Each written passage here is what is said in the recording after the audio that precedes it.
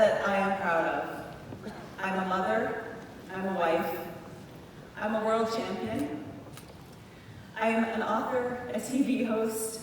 I've won 7 medals for the Canadian team, as well as medals for the Canadian Paralympic team. I've met elite athletes, prime ministers, royal families from all over the world.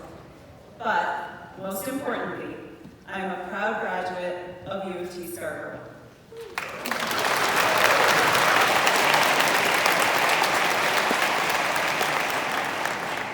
What an honor to be here today, your day.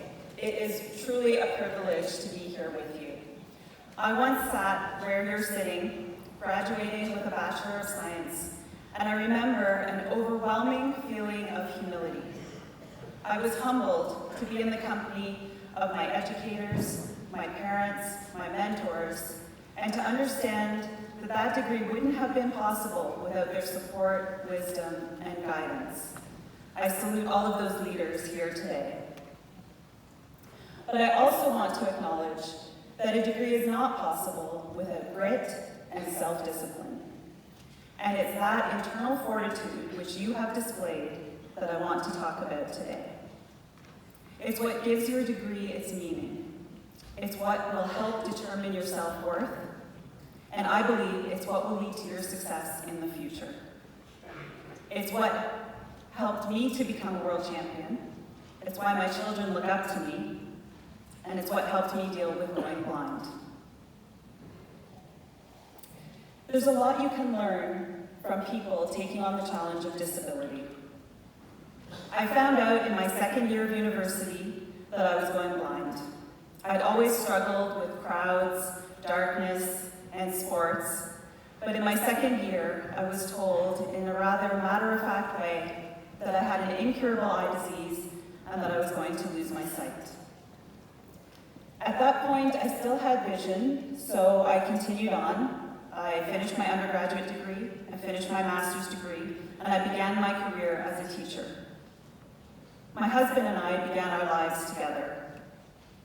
But when I had my first child, suddenly I lost half of my sight, and a new reality set in.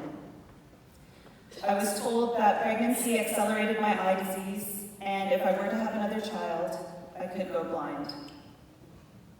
I don't know why, but I wanted to have another child more than I wanted to hang on to that bit of sight.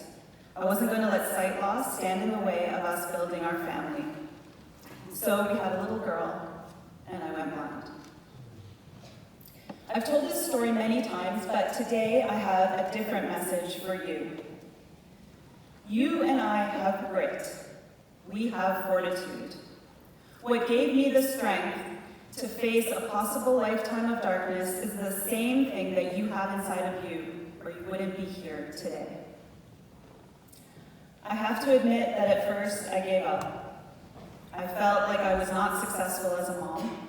I was told I would not be successful as a teacher, and I was literally afraid to step outside of my front door. Stepping outside of my front door felt like stepping off a cliff.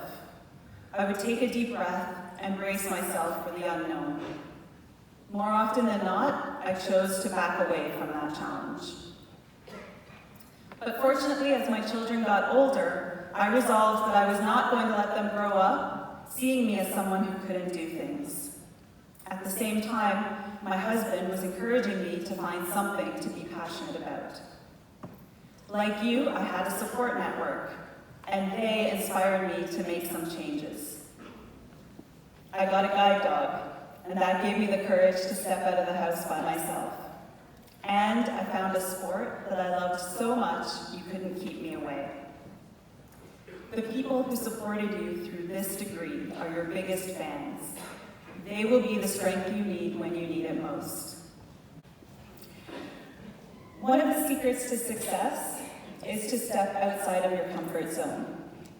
When I stepped outside of mine, I found the sport of rowing and eventually made Canada's national team. My first international competition was in Munich, Germany. Facing the best rowers in the world wasn't the hardest thing that I had ever taken on. There are some things that I will never be able to do. No matter how hard I try, I will never see my face in the mirror. Or when I injure myself and I instinctively look at it, I can't tell if it's bleeding or not. But I can train in a boat for hours until my hands are raw. And I can race until my lungs are going to explode, because those are just mental barriers. In 2010, we were at the World Rowing Championships in New Zealand. It was the final. We were halfway through the race and we were in the silver medal position, taking on Great Britain for the gold.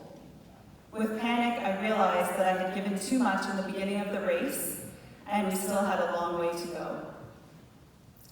But I remembered the countless challenges that I had taken on, and the thousands of hours of training had prepared me for this. I took a deep breath and I faced the challenge.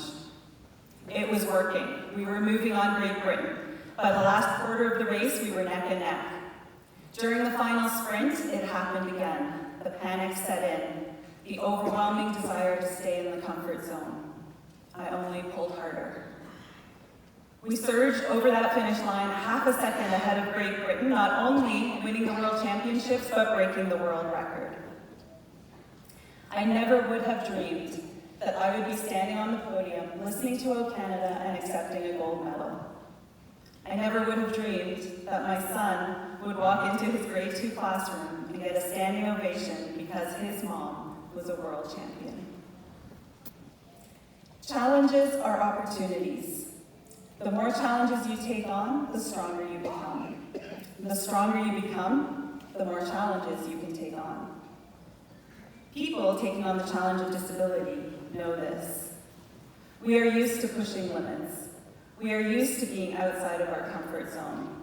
We're creative problem solvers, we have grit, and we have resilience.